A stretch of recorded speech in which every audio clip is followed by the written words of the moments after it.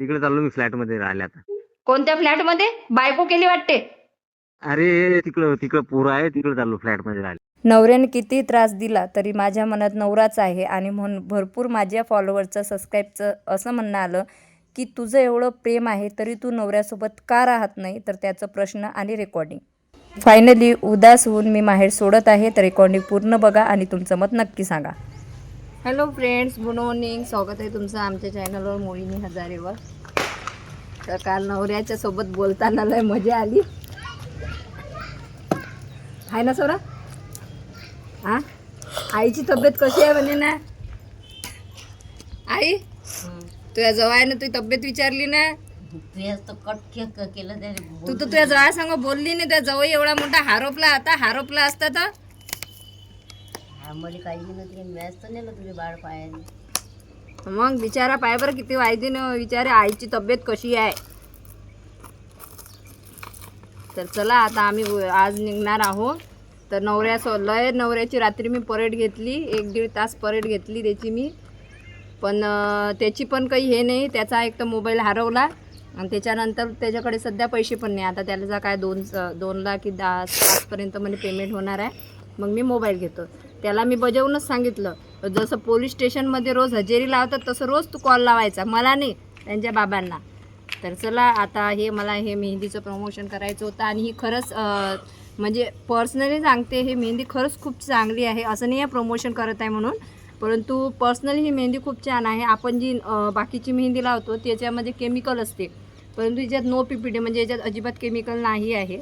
आणि मी नमस्कार, स्वागत आहे तुमचं या चॅनलवर ज्याचं नाव आहे मोहिनी हजारे. तर सर्वांनी लाईक, कमेंट, शेअर, सबस्क्राईब करा आणि तुमचं एक मत सांगा की खरंच तुम्हाला असं वाटते का की मी माझ्या नवऱ्यासोबत राहिलं पाहिजे, आमचं पुन्हा पटू शकते किंवा आम्ही एकत्र येऊ शकतो आणि मी त्यांच्यासोबत का राहत नाही, याचंसुद्धा मी तुम्हाला आता सविस्तरपणे उत्तर देणार आहे. तर आता मला आज गावी निघायचं होतं. जेवढे मला कामं करायचे होते ते मी सर्व केलेलं होतं. ॲक्च्युली पूर्ण घरसुद्धा क्लीन करून घेतलं होतं. सासऱ्यांची पण भेट झाली होती आणि फायनली कसं का होईना नवऱ्यापर्यंत पोहोचलो. तो सुखरूप आहे, व्यवस्थित आहे आणि त्यांचा मोबाईल वगैरे हरवल्यामुळे त्यांच्याकडे मोबाईल अवेलेबल नव्हता आणि मला निघायचं होतं. तर माझे काही मी ज्यांचं प्रमोशन करते तर त्यांनी काही प्रोडक्ट ना गावी लावले होते आणि आईचे केस तुम्ही पांढरे किती झालेले आहे बघू शकता. तर हा काही असा प्रमोशन व्हिडिओ नाही, कारण की इन्स्टावरच याचं मला प्रमोशन करायचं होतं आणि ते मी केलेलं आहे. तर ही मेहंदी खरंच खूप छान आहे. याच्यामध्ये केमिकल नाही आणि विशेष म्हणजे 10 मिनटात तुमचे पांढरे केसांचे काळे केस होणार. आईचं मोतियाबिंदूचं ऑपरेशन झालेलं होतं, त्याच्यामुळे केमिकलची मेहंदी तिला लावायची नव्हती.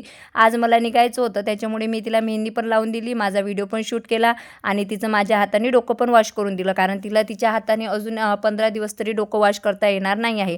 तर मी जेव्हा मेहंदी लावत होती तेव्हा मी आईला सांगितलं की कपडा व्यवस्थितरित्या तुझ्या डोळ्याला लावून ठेव.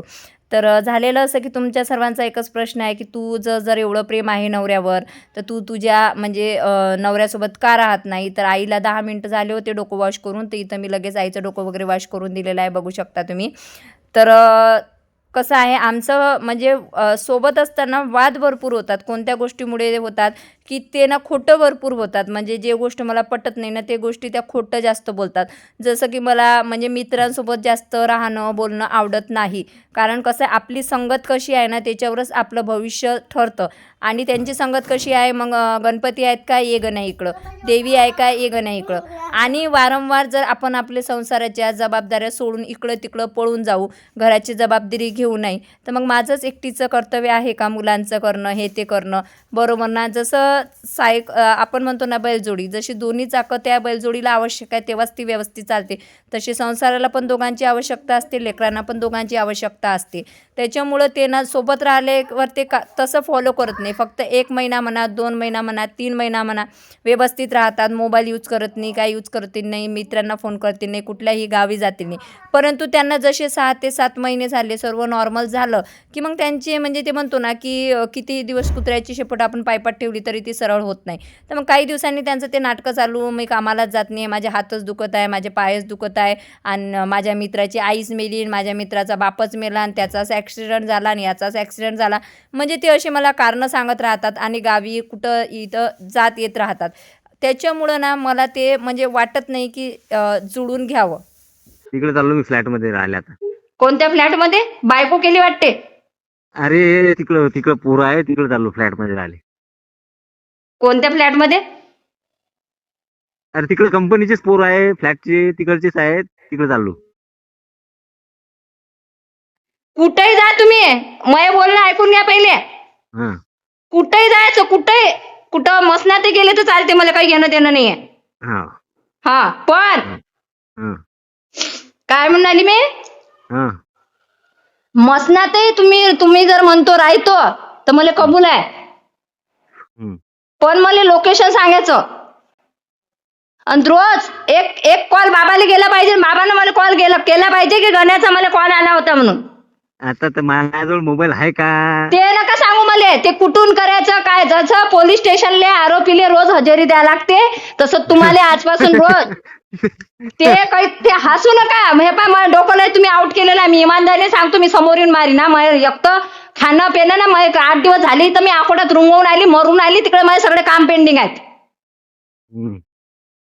तुम्हाला म्हटलं होतं ना इथं नोंदणी करायला लागते म्हणून लग्नाची. हा तर मग सांग ना, आता कधी येऊ? आता कधी येऊ म्हणजे उद्या मी निघून आली, माझी तिकीट बुक झाली. आता काय करते इथं? तर मग काहून तेवढा विश्वास नव्हता काय की आपण बिगर पैशाचा आपल्या बायकोच्या इथं दिवाळीला गेलो किंवा लेकराला फोन केला तर आपली बायको आपल्याला येऊ देते? एवढा विश्वास नव्हता काय? एवढा नव्हता काय? नाही तर तोंड उचलून बरोबर येता लेकराच्या भेटीले.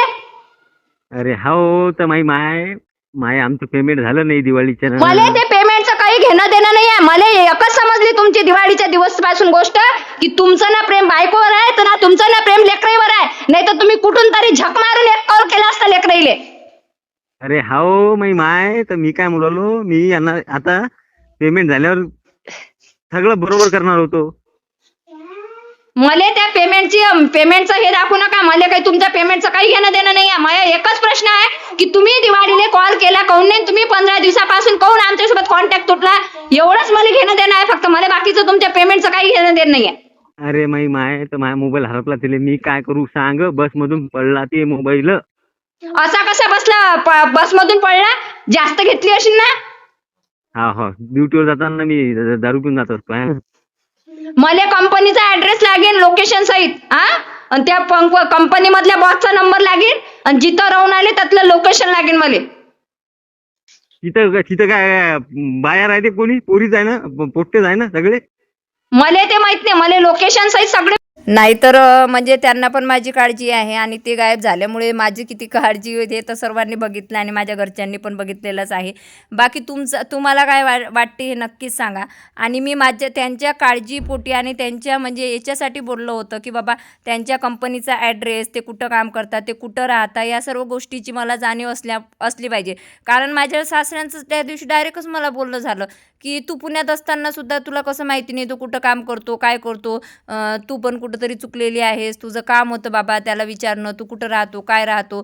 एक बायकोच असते ती जी नवऱ्याला जाणून घेते असं तसं. आणि मग मला तेव्हा खरंच खूप वाईट वाटलं आणि मनाला असं कुठंतरी वाटलं की बाबा जर खरंच आपण दूर याला केलं त्याच्यामुळे टेन्शनमुळे तर यानं काही करून घेतलं नाही ना की आपली बायको आपल्याला सोडून गेलेली आहे, आपली बायको आपल्यासोबत बोलतच नाही, या टेन्शन पायी तर काही याने केलं नाही ना, असं मला खूप टेन्शन येत होतं. कोई नहीं कि तेरा यहाँ कोई नहीं.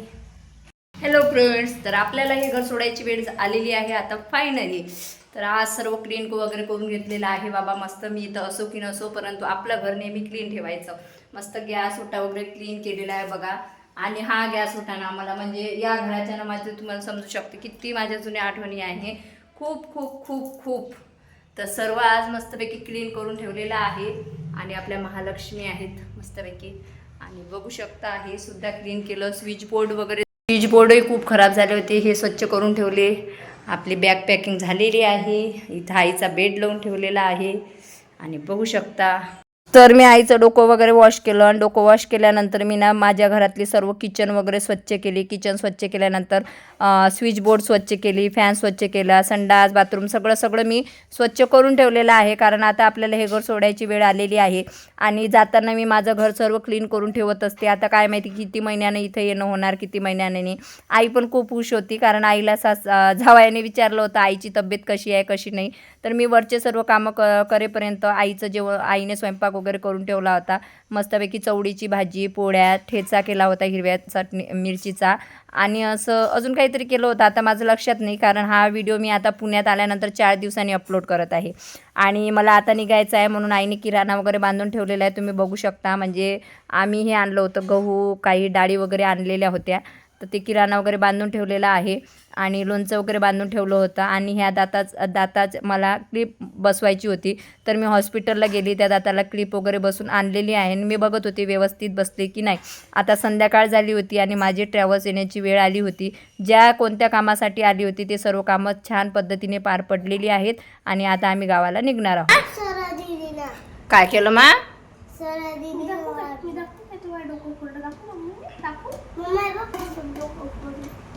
पाय ना तिची केस तर पाय आई, ते सचिन तेंडुलकरच दिसून आली. पाय ना एकदा.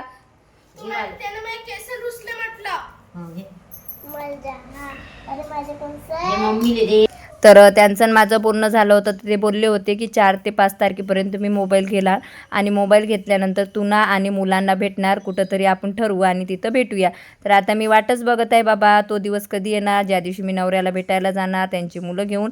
तर असा होता आजचा ब्लॉग. तुमचं मत काय ते नक्की सांगा. नंतर संध्याकाळ झाली, आमची ट्रॅव्हल्स येण्याची वेळ झाली आणि यावेळेस खूप घाई गडबड झाली माझी निघताना. मला माहीतच नव्हतं की माझी ट्रॅव्हल्स किती वाजता आहे. तर घाई गडबडीत आम्ही निघालेला आहोत. रिक्षा बोलावलेला आहे. रिक्षामध्ये स्वराची जी गेटमध्ये सायकल भेटली होती, ती सायकल, बॅग, काही किराणा वगैरे अकोटमधून घेतलेला आहे, तो किराणा वगैरे सर्व आता भरून आम्ही निघणार आहोत. तर असा होता आजचा ब्लॉग. आता मी आशा करते की तुम्हाला कळलं असेल की मी त्यांच्यासोबत का राहत नाही. भरपूर चुका माफ केलेल्या आहेत आणि माफ करूनही तो व्यक्ती काही दिवस चांगला राहतो, नंतर त्याच चुका करतो. त्याच्यामुळे त्या व्यक्तीला निदान 4-5 वर्ष तरी मी नक्कीच घडू देणार आहे. आणि तो इतकं झाल्यावरही स्वतःहून कधीच म्हणत नाही की मी चुकलो किंवा आपण सोबत राहूया किंवा त्या गोष्टी तो काढत पण नाही. त्याच्यामुळे मी पण अजिबात इंटरेस्टेड नाही आहे. बाकी मुलांसाठी आम्ही नेहमी सोबत राहणार, एकमेकांच्या कॉन्टॅक्ट राहणार आणि डायव्हर्स तर आम्ही एकमेकांनाही कधीच देणार नाही आणि एकमेकांना सोडणार पण नाही. तर असं होतं माझं आजचं मत. तुम्हाला काय वाटते ते नक्की कॉमेंट्स बॉक्समध्ये सांगा. जर आमची ट्रॅव्हल्स आली, आम्ही ट्रॅव्हल्समध्ये बसलो. आपल्यासोबत आहेत आपल्या जिल्ह्यामधील सुप्रसिद्ध ताई म्हणजेच मोहिनीताई हजारे. नक्कीच त्यांना फॉलो करा आणि छान प्रकारे ते नेहमीच व्हिडिओ करतात, तुम्हाला तर माहितच असेल. आणि तुम्ही माझी नेहमी भेट मला म्हणजे भेटता. 1 ते 3 महिन्यानंतर परत भेट झाली आणि छोटी दिदी सुद्धा तेव्हा एवढी होती, आता एवढी झाली, पाहून घ्या. आणि चांगला स्टडी सुद्धा सुरू आहे तिचा, काही ना काही नक्कीच ते जीवनात करेल आणि नक्कीच करेल. मी आरजे आकाश MS56 मला खामगावकर मित्रांनो. आणि नक्की आल्यानंतर एकदा नक्की कचोरी सुद्धा खायला विसरू नका. नेहमी मोहिनीताई सुद्धा खातात आणि तुम्ही सुद्धा खा. गरम गरम आरजे आकाशची एकदम गरम गरम कचोरी, एकदम गरम आहे, चटका लागणारी. ताई बाकी मजेत एकदम. तुम्ही तर पुण्याला होते ना? पुण्याला चाललो ना आता, अरे दिवाळीला आलो होतो. बाबू कुठे राहतो? दिवाळी आले होते का? हा. आणि मी अकोटून जेव्हा कधी पुण्याला जाते तर हे दादा कचोरी विकायला खामगावला येत असतात आणि नेहमी त्यांचं माझं बोलणं होते आणि ते मला ओळखतात की मी मोहिनी हजारे आहे म्हणून. मग त्या दादांनी मस्तपैकी आम्हाला कचोरी वगैरे दिले. ते तर पैसे घेतच नव्हते दादा, परंतु मी जबरदस्ती दिले, कारण प्रत्येक व्यक्ती मेहनतीसाठीच कमावत असतो. त्याच्यामुळे मला कोणी कितीही बोललं की हे आमच्याकडून तुम्ही गिफ्ट घ्या किंवा काही, मी घेत नसते, शक्यतोवर घेतच नसते. आणि तो बिचारा ट्रॅव्हल्समध्ये कचोऱ्या विकतो, तर त्यालासुद्धा मी पैसे पे केले. नंतर हॉटेलमध्ये गाडी थांबली, आम्ही जेवण वगैरे केलं. तर असा होता आजचा blog. Thank you so much. Bye bye.